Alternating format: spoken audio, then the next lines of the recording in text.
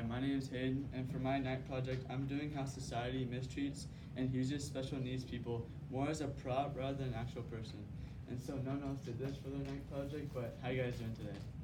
Great. Outstanding. That's good. Alright, so first off, the reason I feel passionate about this is because I've never seen many people get mistreated due to having a disability. I see many people get mistreated due to having a disability on social media, at work, and in real life. Remember, my family actually gets mistreated all the time due to going to school, and it's just really sad. And so the topic connects to me because my family member who's autistic, it's very sad watching him go to work and get mistreated and used as like a prop, and also getting mistreated because he doesn't understand what's going on. And so with this happening, I've experienced this in my life when I went to a camp, and in my cabin I met a kid named George. We were really close, but everyone else in that cabin didn't really like George for some reason. And I didn't know why no one else liked George, but George was a really nice person and was really caring. And so, but there's a twist. Once the dance came around, where I can't visit the girls' camp, everyone was talking to George, trying to use him as like a chick magnet rather than an actual friend. The reason kids would do this is because girls would think highly of them when they're hanging out with someone who's disabled. And so George was having a blast dancing over there, but me as the bystander, I saw everything happen, and it wasn't really that fun watching it happen because it was my friend being used. And also, it's not really like cool watching your friend get used while you're at the dance. And so the weird part is adults can do this too.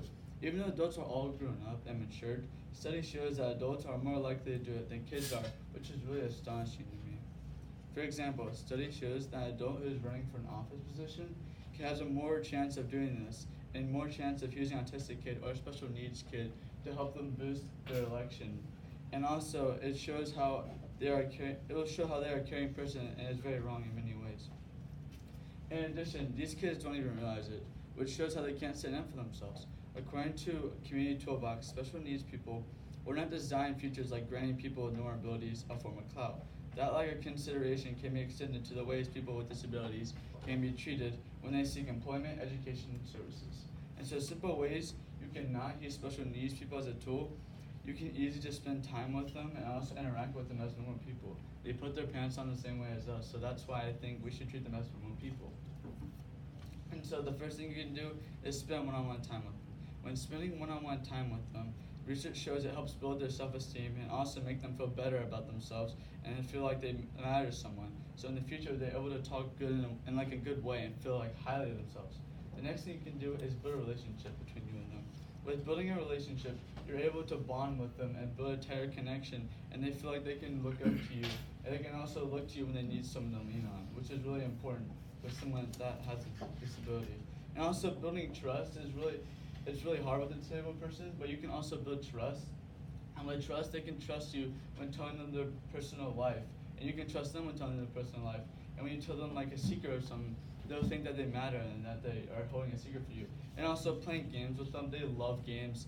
Everyone loves games, and so when you play a game with a disabled person, they'll think really good of themselves, and they'll have a lot of fun playing with you, and it'll help build that connection more. And so also it's very important that you stand up when you see a disabled person being mistreated. The Disabled Act states that no disabled person shall be discriminated from a normal person. So it's important to stand up and do the right thing when you see someone being mistreated. And so there are many different organizations that come up with different ways you can support special needs people, from playing games to giving them a job. And so they can provide themselves when they have a job. And so the first organization that does this is the Special Olympics. And we did this in 8th grade, but if you do not know what the Special Olympics is, it's like an organization where they have different stations of games, and volunteers run the games, and people with disabilities are able to play in those games and have a lot of fun. And it's really cool if you volunteer there because you can see all the happy faces.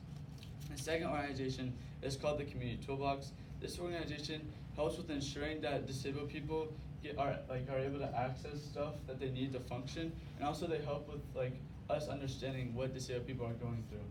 And then lastly, there's a coffee shop in Wilmington that's very unique. The reason is they only hire disabled people, so they're able to have a job, which is very cool. And it gives them an opportunity to make money because not a lot of people will hire a disabled person, which is really sad.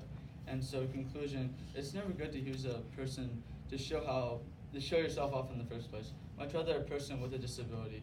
We should be nice to them and be there for them when they need a shoulder to lean on. even though they're autistic, they still have feelings and they still do the same things that we do. So why not be there for them?